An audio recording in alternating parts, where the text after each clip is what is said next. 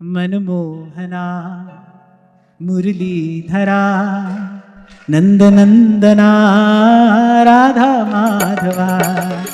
मनमोहना मुरलीधरा नंदनंदना राधा माधवा। हे मनमोहना मुरलीधरा नंदनंदना राधा माधवा। हे मनमोहना मुरलीधरा नंदनंदना राधा माधवा। हे मनमोहना मुरलीधरा नंदनंदना राधा माधवा। हे मनमोहना मुरलीधरा नंदनंदना राधा माधवा। तान शोच शोचान्विदोऽनुशोचे हरेः कथायां विमुखानघेन। शृणोति देवो निमिषस्तु येषामायुर्वृथा वादगति स्मृतिनाम्। तो संत ना होते तो भाई हम जैसे जीव तो जल मरते। संतों को होती है हमारी दुर्दशा देखकर हमारी चिंता।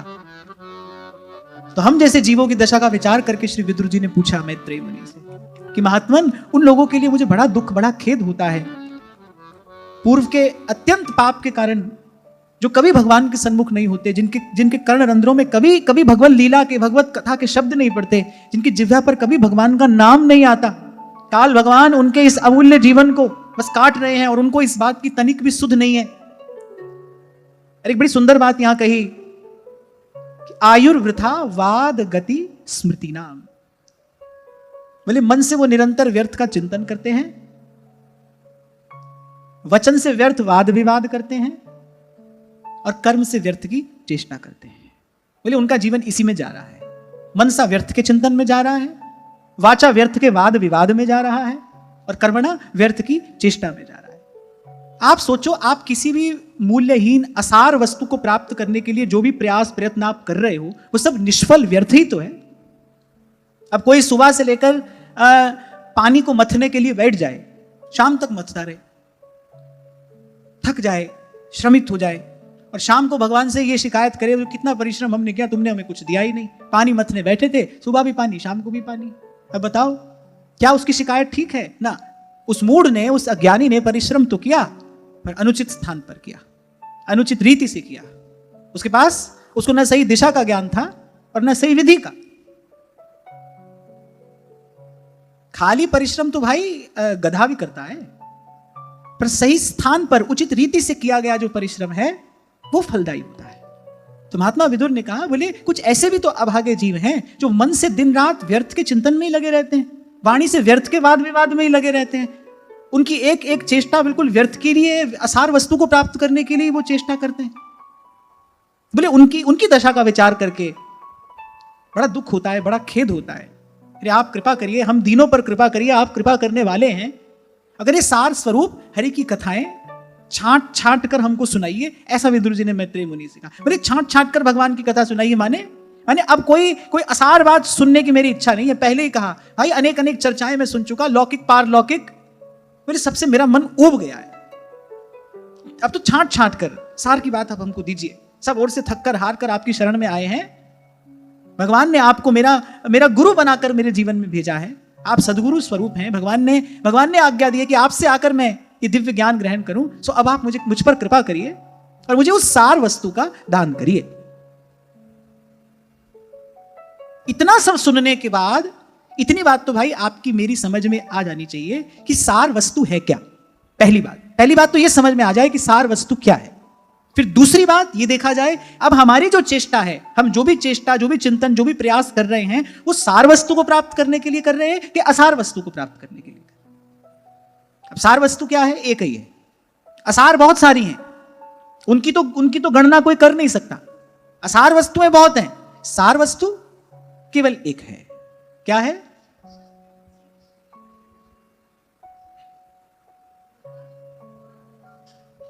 इसमें भी मुझे था कोई क्या कहेगा, कोई क्या कहेगा। इसमें भी हमारे पास बिल्कुल सीधा सटीक स्पष्ट उत्तर होना चाहिए। सार वस्तु क्या है? किसी ने कहा कृष्ण, किसी ने कहा भगवान, किसी ने क्या, किसी ने क्या। नहीं, सार वस्तु है भगवान के चरणों का प्रेम। इसमें भी इसीलिए मैंने कहा हमारा उत्तर बिल्कुल सीधा स्पष्ट सटीक होना चाहिए। इसलिए मैंने कहा पहली बात तो ये जान लो, इतनी चर्चा सुनने के बाद कम से कम इतना समाधान तो हमारा हो जाए, भाई सार वस्तु है क्या? सार वस्तु क्या है? सार वस्तु है भगवान के चरणों का प्रेम। भगवत प्रेम सार वस्तु है। प्रेम के बिना तो कुछ भी सार हो नहीं सकता। प्रेम ही सार है। मैं कहा करता हूं आपसे, प्रेम ही सार है, प्रेम ही परम है, प्रेम ही है जिससे आगे और कुछ नहीं है। आदि मध्य अवसान प्रेम ही है, वही सार वस्तु है। उसी को प्राप्त करना, यही हमारे जीवन का लक्ष्य हो, यही हमारा उद्देश्य हो, तब तो हम हुए साधक। तब हम हुए साधक, यदि सार वस्तु के लिए प्रयास कर रहे हैं। तो पहली बात तो यह निश्चित हो जाए सार वस्तु क्या है, हो गई, भगवान का प्रेम सार वस्तु है। अब देखो, अब अपने जीवन को देखो, भाई मैं जो दिन रात मैं बोलता हूं, क्या मैं भगवान के प्रेम को प्राप्त करने के लिए बोल रहा हूं? ये जो मैं दिन रात सोचता हूं, क्या मैं भगवान के प्रेम को प्राप्त करने के लिए सोच रहा हूं, या मेरा चिंतन बिल्कुल व्यर्थ का ही है? मुझे केवल भूत भविष्य की ही चिंता और शोक है? और मेरे द्वारा जो भी चेष्टा होती है, क्या उस चेष्टा से कोई संभावना है भगवान का प्रेम प्राप्त होने की? और यदि नहीं, तो फिर सोई है गंवार जिसकी ओ नहीं प्यार, नहीं पायो दरबार या नंद के कुमार को, नहीं पायो दरबार या नंद के कुमार। फिर सोई है गंवार। वो अपने आप को कुछ भी समझता रहे, पर यदि इतना नहीं जानता तो फिर कुछ नहीं जानता। और जो ये जानता है वो सब जानता है। नीति निपुण सोई चतुर सयाना, श्रुति सिद्धांत नीक ते ही जाना, सोई कवि कोविद सोई रणधीरा, जो छल छाड़ भजय रघुबीरा। जो ये नहीं जानता वो कुछ नहीं जानता, और जो ये जानता है कि मुझे क्या प्राप्त करना है, ना उपजय ना बीन से संतन सुखदाई, कहे मलूका जान के मैं प्रीत लगा। ये जो एक उदाहरण दिया ना मैंने आपको, भाई अब कोई पानी मथने बैठा है, अब शाम तक आ गया पसीना, अब कह रहा है भाई सुबह से शाम तक परिश्रम किया, मिला कुछ नहीं। किसका दोष है? विधाता का दोष है? नहीं नहीं, इसमें अपना ही दोष है। अब जो भाई संसार से सुख प्राप्त करने की चेष्टा में, चर्चा में, चिंता में लगा है, तो पानी ही मथ रहा है, उसको मिलने वाला कुछ नहीं है। एक जन्म नहीं, अनेक जन्म, जन्म जन्म मिलेगा कुछ नहीं। इसके बाद भी आपकी रुचि आप करो। कल भी मैंने आपसे कहा था कर्मण्यवाधिकारस्ते, ईश्वर ने आपको स्वतंत्रता दी है कर्म करने की, आपकी इच्छा हो आप करो। आप हमारे पास तक आए हो तो हमारा आपके प्रति इतना कर्तव्य बनता है, मैं इतनी बात आपको बता दें।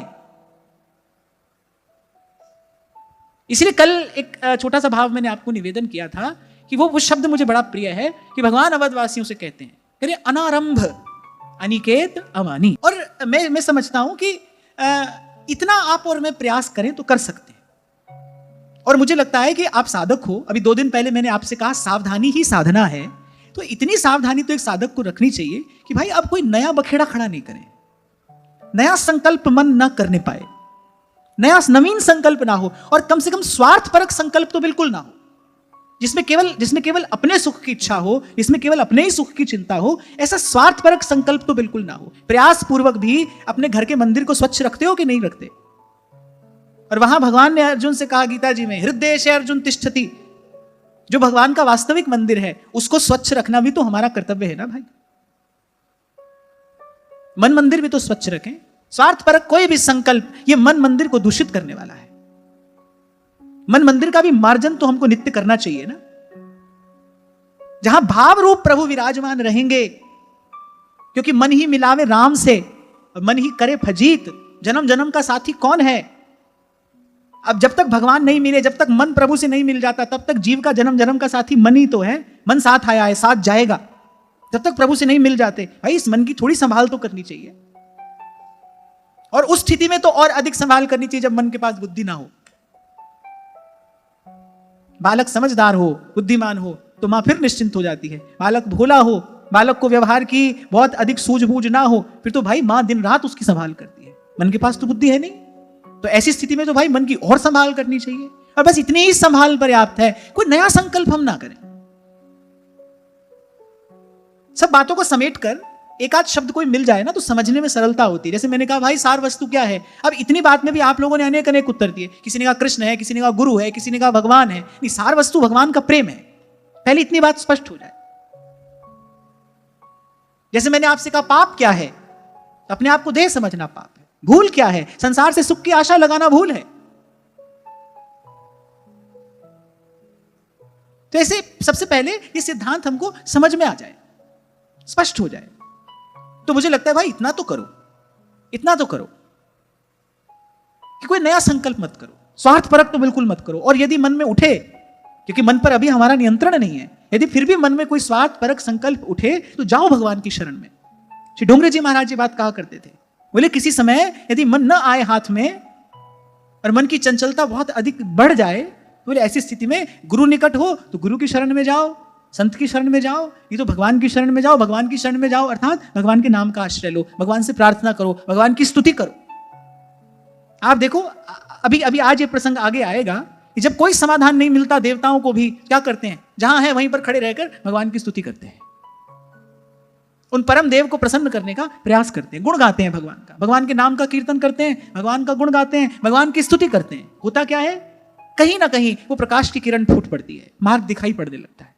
ऐसे ही हमारी दशा भी है भाई, यहां तक आ गए, अब अगला पग कहां धरना है, कभी कभी नहीं सोचता है, नहीं दिखाई पड़ता है। तो ऐसी स्थिति में प्रार्थना करो भगवान से। मन कभी बहुत चंचल हो रहा हो, नहीं संभल रहा हो, संत की शरण में जाओ, गुरु की शरण में जाओ, भगवान की शरण में जाओ। संत की शरण में जाना क्या है, सत्संग संत की शरण में जाना है।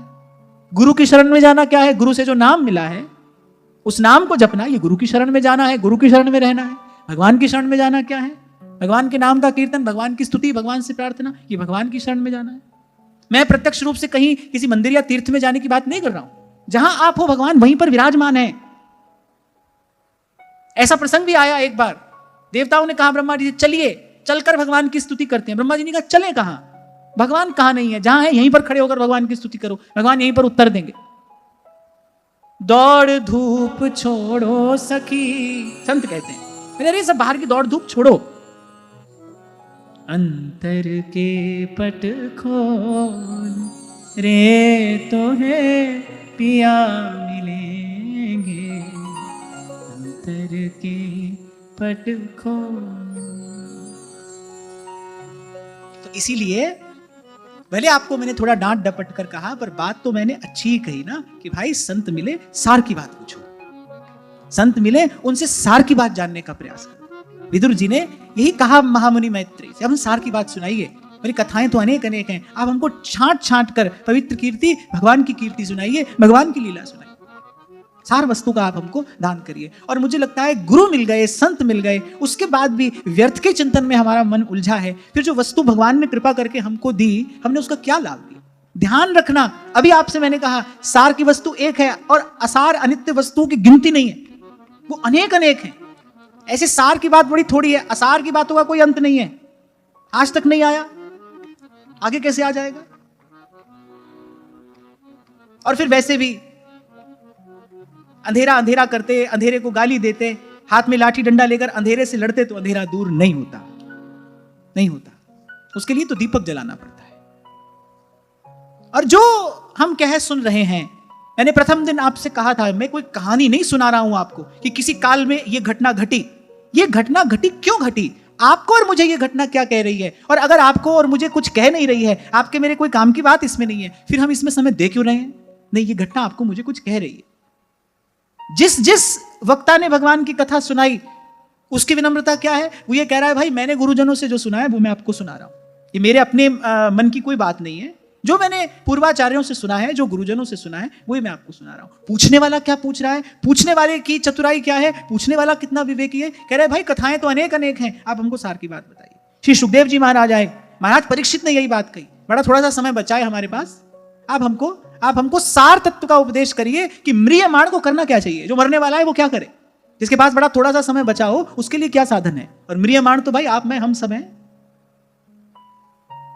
कान लगाकर सुनोगे तो ये कथाएं आपसे मुझसे भी कुछ कह रही हैं, ये आपको और मुझे भी कुछ सिखा रही हैं। ये जो शब्द हैं ये आपके मेरे जीवन को एक आकार देने के लिए है। जैसे कुम्हार होता है ना, अंदर हाथ सहारा देता है, बाहर चोट मारता है, किस लिए, पात्र को एक आकार देने के लिए। पात्र सुघड़ होगा, सुंदर होगा तो मंगल कलश बनेगा, उसमें जल भरकर उससे देवता का स्नान अभिषेक कराया जाएगा। तभी कबीर कहते हैं, गुरु कुम्हार शिष्य कुंभ है, घड़ घड़ काढ़े खूट, अंदर हाथ सहारा दे, बाहर मारे चूर।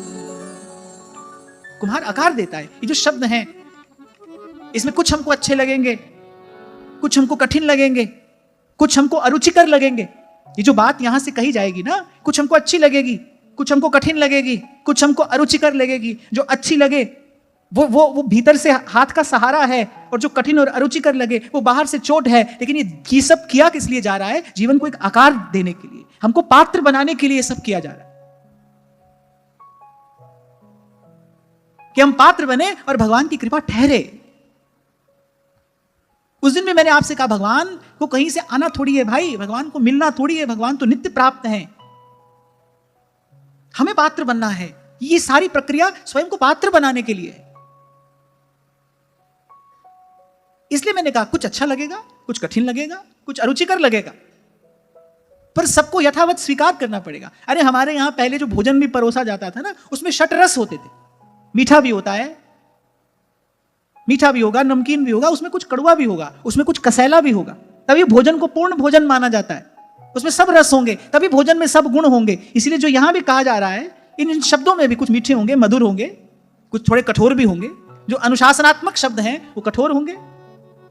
और ये तो जीव का सहज स्वभाव है ना भाई, क्योंकि जीव प्रमादी है, ये उसका सहज स्वभाव है। अनुशासन संबंधी कोई भी बात ये उसको सीधे सीधे अच्छी नहीं लगेगी।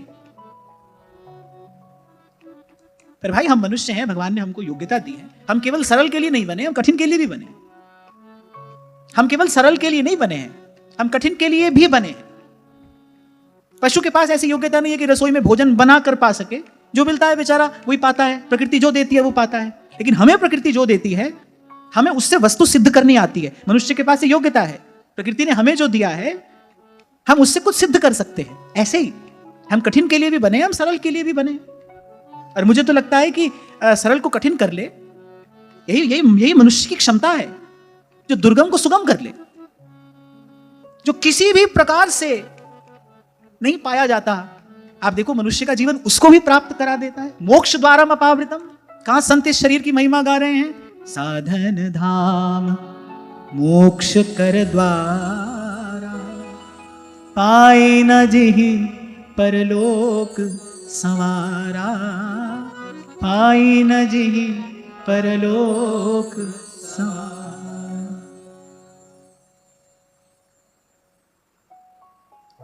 तो मैत्रेय मुनि जी ने उत्तर देना आरंभ किया। सबसे पहले तो प्रसन्न हो गए।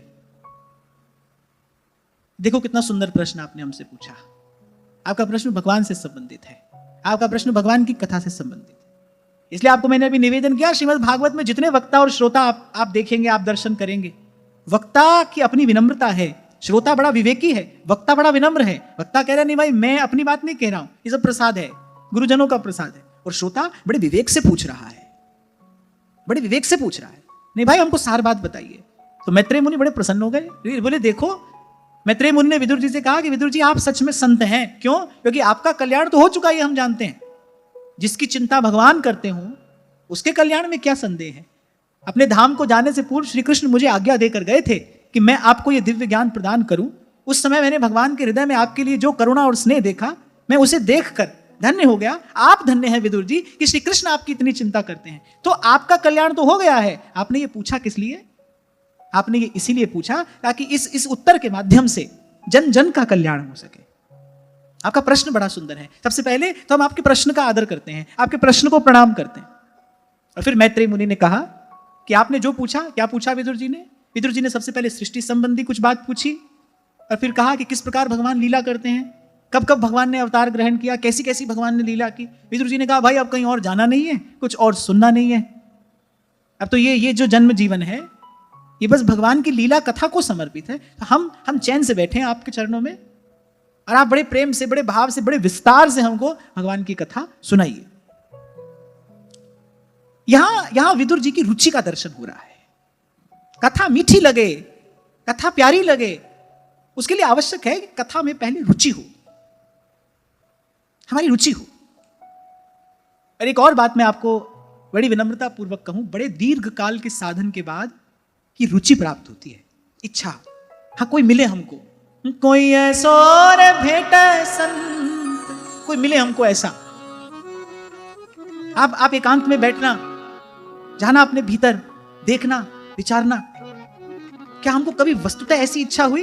कोई ऐसो रे सुखदाई जिन हरि की कथा सुनाई, तिस भेंटे गति हो हमारी, तिस भेंटे गति हो हमारी। विदुर जी को रुचि है, भाई बड़े बड़े विस्तार से हमको सुनाइए, भगवान की कथा सुनाइए। तो मैत्रेय मुनि ने कहना आरंभ किया। मैत्रेय मुनि ने एक रहस्य की बात बताई। ये जिस सृष्टि का आप दर्शन कर रहे हैं, ब्रह्मा जी ने इसकी रचना की, पर ब्रह्मा जी की सृष्टि रचना से पूर्व भी एक घटना घटी थी कि ये जो पंच महाभूत हैं, ये महतत्व, अहंकार आदि जो सब हैं, इन्होंने सब ने सृष्टि बनाने का प्रयास किया, लेकिन ये सब अलग अलग होकर रहकर बोले सृष्टि का निर्माण कर नहीं सके। ऐसे आपको कुछ दिन पूर्व मैंने एक उदाहरण दिया था कि भाई मान लो लड्डू बनाने में 4 चीज लगती है, तो चारों चीज हो लेकिन लड्डू बनाने वाला ना हो, तो भाई वो 4 चीज तो जड़ है ना, वो चारों मिलकर तो लड्डू नहीं बना सकते। उसके लिए कोई बनाने वाला चाहिए, और बनाने वाला भी कैसा? जिसको लड्डू बनाने की विधि आती हो, जिसको व्यंजन सिद्ध करने की कला आती हो, ऐसा कोई एक बनाने वाला चाहिए। जितने भी ये जड़वाद को मानने वाले हैं कि नहीं भाई कोई परमात्मा नहीं है, मैं कहता हूं थोड़ा सा अपने जीवन के निकट आकर देखो, आपको चेतन तत्व की महिमा का दर्शन हो जाएगा।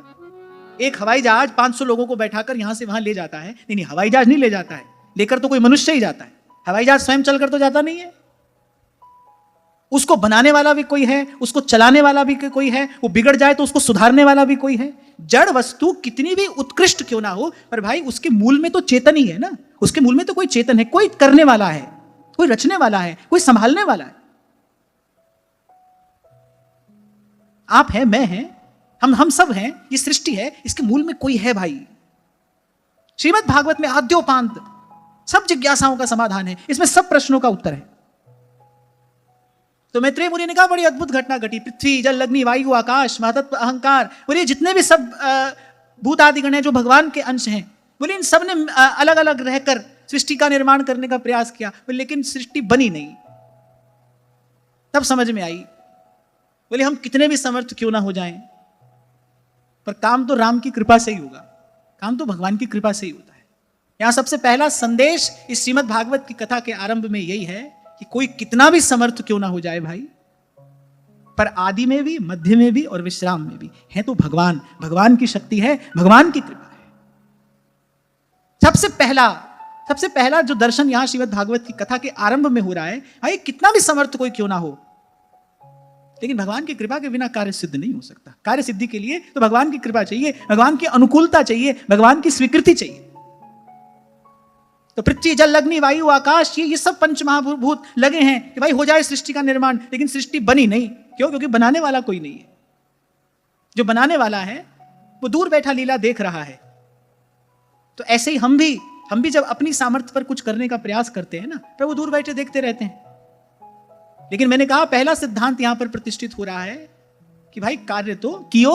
सूरदास जी कहते हैं, संतों की बात बड़े बड़े सीधे सहज से समझ में आ जाती है। सूरदास जी कह रहे भाई कियो गोपाल ही को होए, बोले जो अपनो पुरुषार्थ माने, बोले सोई झूठो है, सोई जो कहे मैंने किया है वो झूठा है।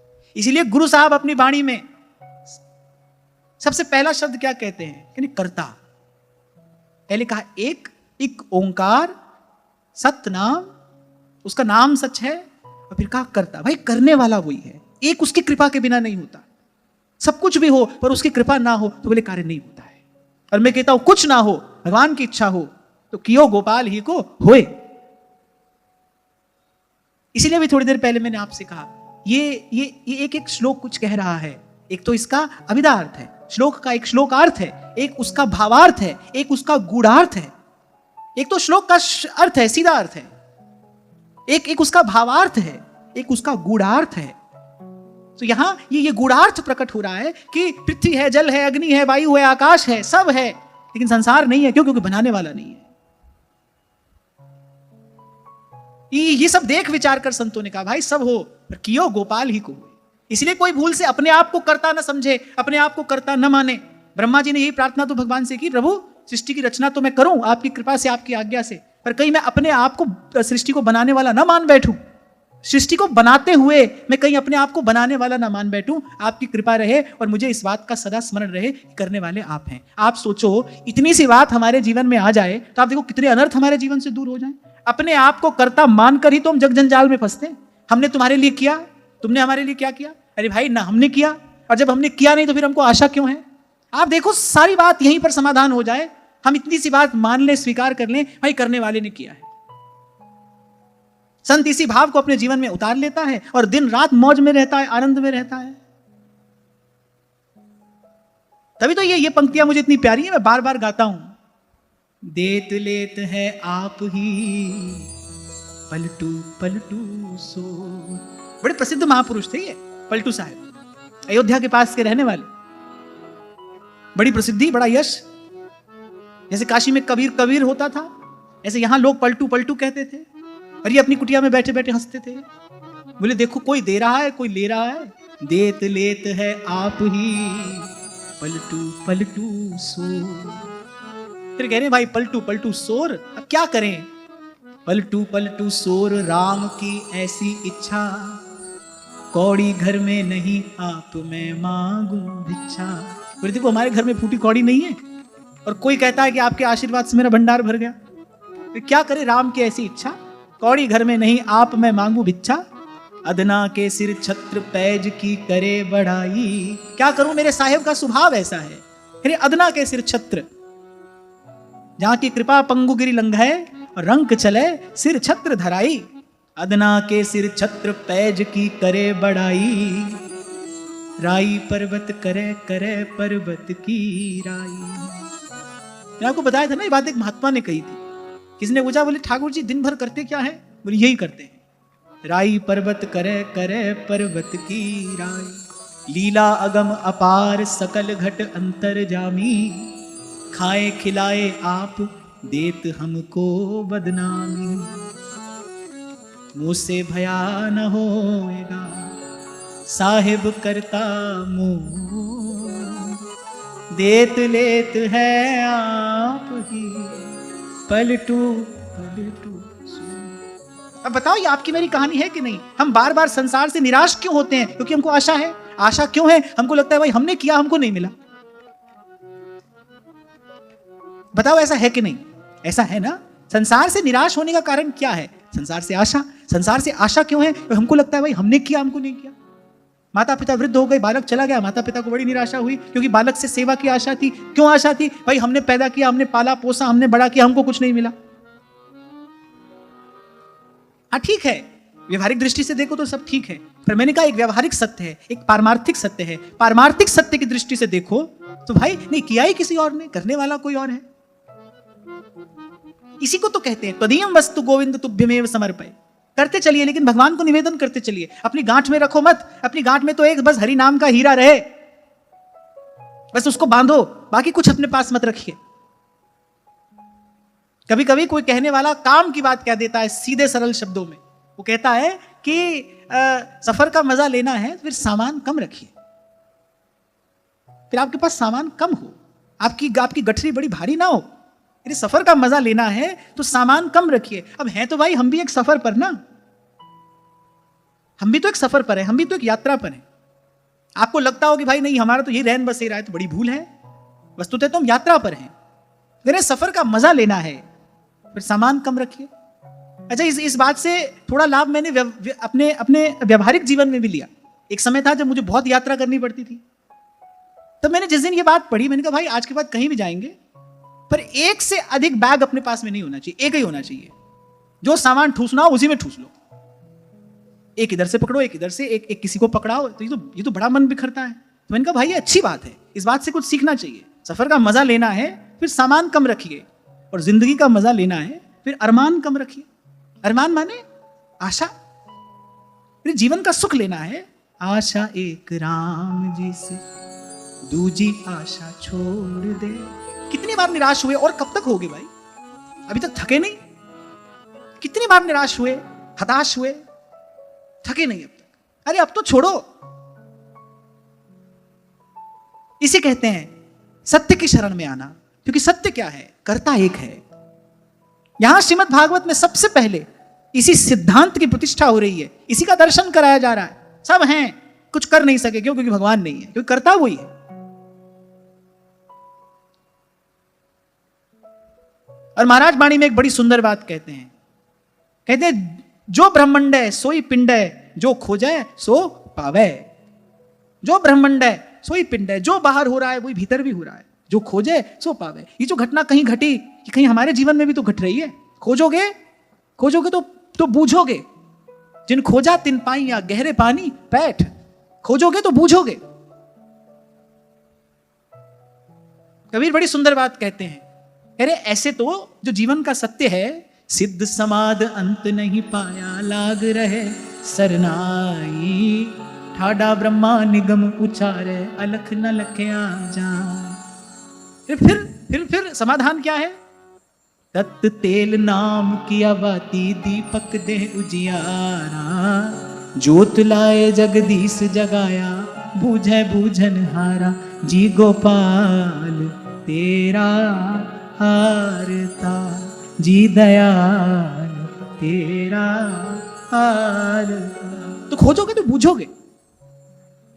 ये उत्तर मिलता है यहां से। आप करता नहीं हो, आप जब अपने आप को करता मानोगे तब तो दुख उठाना पड़ेगा। और करने को हम विवश हैं, किए बिना नहीं रह सकते। शरीर से नहीं करोगे तो मन चिंतन आदि व्यापार में लगा है, फिर करें क्या? तदीयम वस्तु गोविंद तुभ्यमेव समर्पये। करते जाइए, भगवान के चरणों में निवेदन करते जाइए। ये जगन्नाथ की वास्तविक पूजा है। सुंदर कर्मों के पुष्प प्रभु के चरणों में सतत निवेदन किए जाएं। सुंदर सुंदर कर्मों के पुष्प चढ़ाइए भगवान के चरणों में, निवेदन करते चलिए। तो मैत्रेय मुनि ने कहा कि भाई जब नहीं हो पाई उन सब से सृष्टि रचना, तो अभी थोड़ी देर पहले मैंने आपको निवेदन किया, फिर एक उपाय है। फिर भाई भगवान की ओर देखो। फिर देवताओं ने, उन सब ने जाकर, पृथ्वी ने, जल ने, अग्नि ने, वायु ने, आकाश ने, ये सब भगवान का ही अंश है। एक और बात यहां पर बड़े ध्यान देने की है कि ये जो सृष्टि है, ये जिस सामान से बनी है ना, उस सामान के रूप में भी भगवान ही है।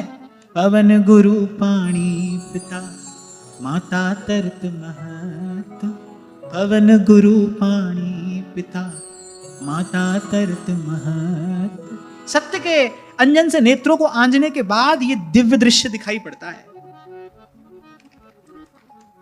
पवन गुरु पाणी पिता माता तरत महत, दिवस रात दोए दाई दाया, खेले सगल जगत। सतनाम सतनाम सतनाम सतनाम सतनाम सतनाम सतनाम सतनाम।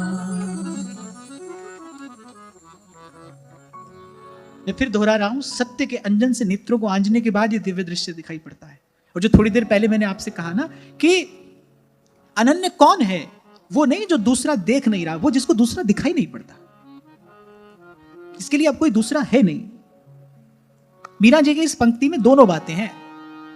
जब वो कहती है ना, मेरे तो गिरधर गोपाल, दूसरों ना कोई, इसमें अनन्य प्रेम भी है और इसमें कहीं ना कहीं मीरा जी का दिव्य ज्ञान भी परिलक्षित हो रहा है। वो कह रहे श्री कृष्ण के अतिरिक्त दूसरा है कौन? कौन है दूसरा? कल ही शंभू जी मेरे से बात कह रहे थे कि जब आप कभी ये प्रसंग सुनाते हैं ना कि मीरा जी ने पहले ही दिन कुल देवी को प्रणाम नहीं किया, तो बहुत लोग ये समझ लेते हैं कि भाई हम तो अब राधा वल्लभी हो गए, हमको अब किसी को प्रणाम क्यों करना है। वस्तुतः मीरा जी ने कुल देवी को प्रणाम करने का निषेध नहीं किया था। मीरा जी ने अस्वीकृति इसलिए नहीं दी थी कि मुझे किसी को प्रणाम नहीं करना है, क्योंकि सास ने पहले ये कहा कि यहां प्रणाम करने से तुझे ये मिलेगा। मीरा जी ने कहा मुझे ये व्यापार किसी के साथ में नहीं करना है।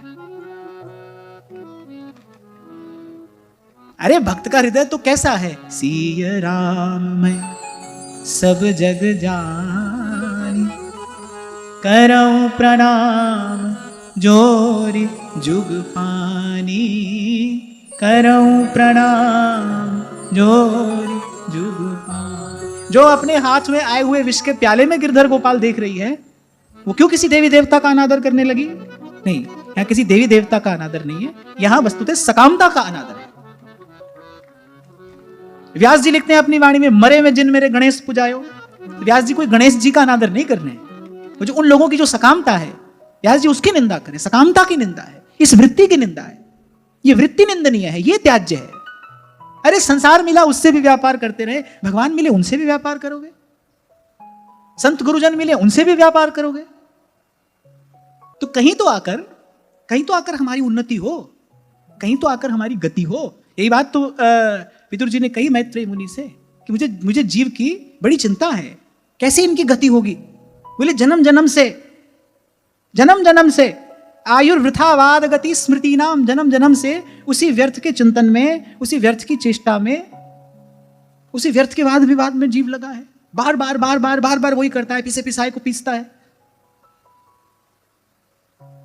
कहते हैं कि ऊंट कटीली झाड़ियां भी खा लेता है, और जब वो उसको चबाता है तो उसके मुख के भीतर रक्त स्राव होता है।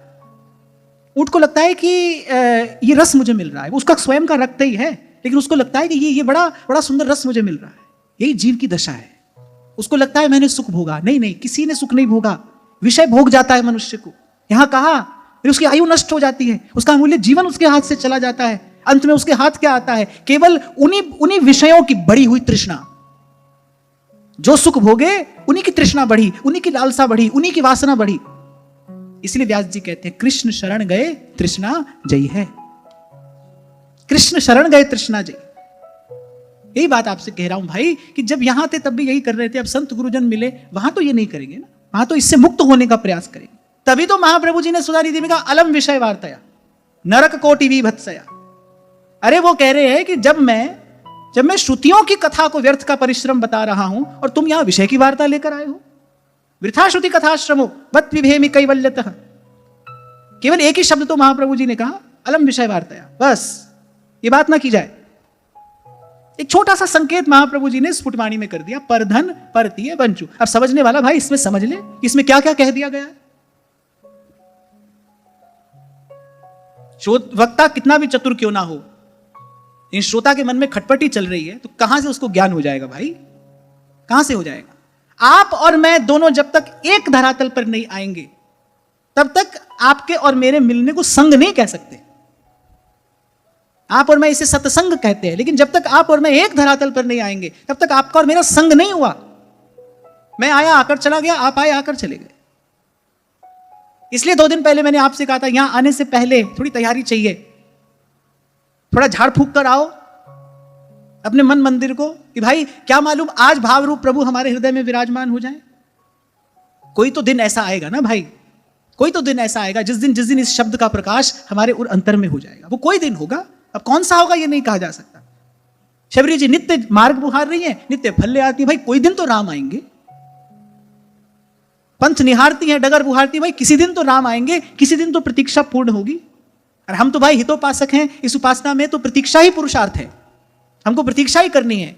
अब वृंदावन में आकर पड़े हैं भाई, ठाकुर जी की लीला का गान कर रहे हैं, कोई तो घड़ी होगी, कोई तो दिन होगा जब हमारे भीतर भी इस भाव का प्रकाश हो जाएगा। तो थोड़ी तैयारी के साथ यहां पर आना चाहिए, थोड़ा सजग सावधान होकर यहां पर बैठना चाहिए। सजग होकर माने शारीरिक रूप से सजग होकर, सावधान होकर माने मानसिक रूप से सावधान होकर। और मानसिक रूप से सावधानी क्या है भाई? किस लिए आए हैं यहां पर? बार बार जब से ये वार्ता आरंभ हुई, महाराज परीक्षित ने यही बात कही, शौनक आदि ऋषियों ने सूत जी से यही बात कही, अब विदुर जी ने मैत्रेय मुनि से यही बात कही। भाई आप मिले हैं, यहां वहां की बात तो यहां वहां होती रहती है, आप मिले हैं तो सार की बात करिए, आप मिले हैं तो भगवान की बात करिए, आप मिले हैं तो कुछ ऐसी बात करिए जिससे भगवान का प्रेम हमारे हृदय में उदय हो, प्रभु के प्रेम का प्रसाद मिले। नानक की अरदास सुनी जय, केवल नाम हृदय मह दीजय। जब प्रभु के सन्मुख गए हो वहां तो कम से कम कहो कृपा जल दे नानक सारंग को, हुए जाते तेरे नाम वासा, मोहे आही प्यासा, तेरे नाम वासा, मोहे आगी प्यासा तेरे नाम वासा। तो मैत्रेय मुनि ने कहा भाई जब कोई मार्ग नहीं सूझ पड़ा तो उन सब ने भगवान से प्रार्थना की, भगवान की स्तुति की। अब ये जो स्तुति है इसमें अनेक अनेक प्रकार से इन देवों ने भगवान के श्री चरणों का आराधन किया। बड़ी दिव्य बड़ी सुंदर स्तुति है। एक एक श्लोक हृदय में भगवान के चरणों के प्रेम को, भक्ति भाव को बढ़ाने वाला है। बड़ी सुंदर बात यहां भगवान वेदव्यास कह रहे हैं, नमामते देव पदारविंदम प्रपन्नतापोपशमात पत्रम यन्मूलकेतायतयोञ्जसोरु संसार दुःखं बहिरुत्क्षिपन्ति। सब देवताओं ने कहा प्रभु आपके चरण कमलों की वंदना करते हैं। यहाँ एक सूत्र हमको और मिल जाता है, कैसी भी दुविधा हो, कोई भी कष्ट हो, कोई भी पीड़ा हो, बस मन भूल मत जइयो राधा रानी के चरण। नमामि राधा चरण सकल मंगल को कारण। व्यवहार में भी रहते हुए कोई ऐसा समय आ जाए, कोई कठिनाई हो, कोई प्रतिकूलता हो, सब छोड़कर जिह्वा पर प्रभु का नाम हो और बस भगवान के चरणों का ध्यान करिए। भगवान के चरण सब मंगलों के मूल हैं। बड़े से बड़े अमंगल का नाश करने में भगवान के चरणों का स्मरण समर्थ है। संपन्न नारायण स्मृति। अब देवताओं ने यही किया, कोई मार्ग नहीं सूझ रहा, भगवान की स्तुति की। और स्तुति में सबसे पहली बात क्या कह रहे हैं, नमामते देव पदारविंदम। सूरदास जी यहीं से आरंभ करते हैं, चरण कमल वंदो हरिराय, चरण कमल वंदो हरिराय, जाकी कृपा पंगु गिरि लंघै, जाकी कृपा पंगु गिरि लंघै, रंक चले सिर छत्र धराही, रंक चले सिर छत्र धराही। तो कोई धागा ताबीज बनवाने के लिए दौड़ने की आवश्यकता नहीं है, यहां वहां किसी से पूछने जानने की कोई आवश्यकता नहीं है। अब भाई जीवन में सुख दुख आते ही हैं, कोई कष्ट हो, कोई पीड़ा हो, व्याधि हो, तो जो व्यवहारिक उपचार है सो तो करिए, पर साथ साथ भगवान के चरणों का स्मरण करिए। अनेक अनेक संतों ने अपनी वाणी में इस रहस्य का उद्घाटन किया है। सब मंगलों के मूल भगवान के चरण है, श्री चरण। थोड़ी देर पहले आपसे यही कह रहा था ना, बड़ी से बड़ी बात संत अपने सरल शब्दों में कह देते हैं। संतन की बात में बात, बात में बात। और जो हमारे वृंदावन के संत हैं वो तो इतने सरल शब्दों में बहुत ऊंची बात कह देंगे। रे मन भूल मत जइयो राधा रानी के चरण। लो, ये सब रोगों की औषधि दे दी, सब कष्टों के निवारण का एकमात्र उपाय है। राधा रानी के चरण, महारानी के चरण, रे मन भूल मत जइयो राधा रानी के चरण, रे मन भूल मत जइयो राधा रानी के चरण। देवताओं ने कहा कि आपके ये जो चरण है ना, ये शरण में आए हुए जीव के मस्तक के छत्र के समान है। शीत स्वामी ये पद लिखते हैं, हो चरणात पत्र की छैया। तो मैं तो आपके चरण कमल रूपी छत्र की छांव में ही रहता हूं, जहां की कृपा पंगुगिरी लंघै, रंग चले सिर छत्र धराई। आप देखिए सूरदास जी भगवान के चरणों के सामर्थ्य की ओर आपका संकेत कर रहे हैं, आपका ध्यान ले जा रहे हैं। बहरो सुने मूक पुनि बोले, बहरो सुने मूक पुनि बोले, अंधेरे को सब कछु दरसाही। माने जो अपने प्रारब्ध से नहीं होता, अपने पुरुषार्थ से नहीं होता, वो इन श्री चरणों के आश्रय से होता है, इन श्री चरणों के भजन से होता है। और त्रिताप से दग्ध जो जीव है वो चैन की सांस लेता कहां है, बस यही इन्हीं चरणों की छांव में आकर लेता है। इसीलिए अति दुर्लभ जग में, अति दुर्लभ जग में, अति दुर्लभ इन चरणों की छैया, जय जय कृष्ण कन्हैया, जय जय कृष्ण कन्हैया, जय जय कृष्ण कन्हैया, जय जय कृष्ण कन्हैया। अगर इनका आश्रय लेने से यतिजन बड़ी बड़ी आसानी से, बड़ी सुगमता से इस भवरूप दुख को सदा सदा के लिए दूर करते हैं। अरे आपके उन चरणों के आश्रित हैं, आपके उन चरणों को प्रणाम करते हैं, बार बार प्रणाम करते हैं। ये बड़ी कृपा है श्रीमद् भागवत की। हम कहते सुनते कहीं और पहुंचेंगे और फिर श्रीमद् भागवत फिर से लाके श्री कृष्ण के चरणों में हमारा मन डाल देंगे। मन को मधुकर कर देती है श्रीमद् भागवत की कथा। मधुकर भंवरा, उसका एक नाम मधुव्रत भी होता है, उसको मधु का ही व्रत है। मन भंवरा थारे चरण कमल सो,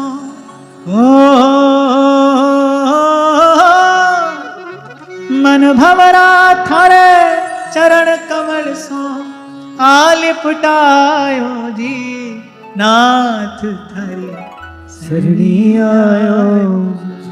ये जो थोड़ी देर पहले मैंने कहा ना, ये जो हो रहा है स्वयं को पात्र बनाने के लिए हो रहा है। और मधुर शब्दों में मैं कहूं तो इस मन को मधुकर बनाने के लिए साथ है ना, मन भंवरा हो जाए प्रभु के चरण कमलों का भंवरा। मन भंवरा थारे चरण कमल सो, आलिपटायो जी नाथ थारी शरणी आयो जी।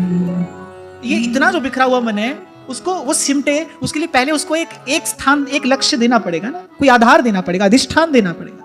प्रभु के चरणों से सुंदर और कोई अधिष्ठान नहीं हो सकता।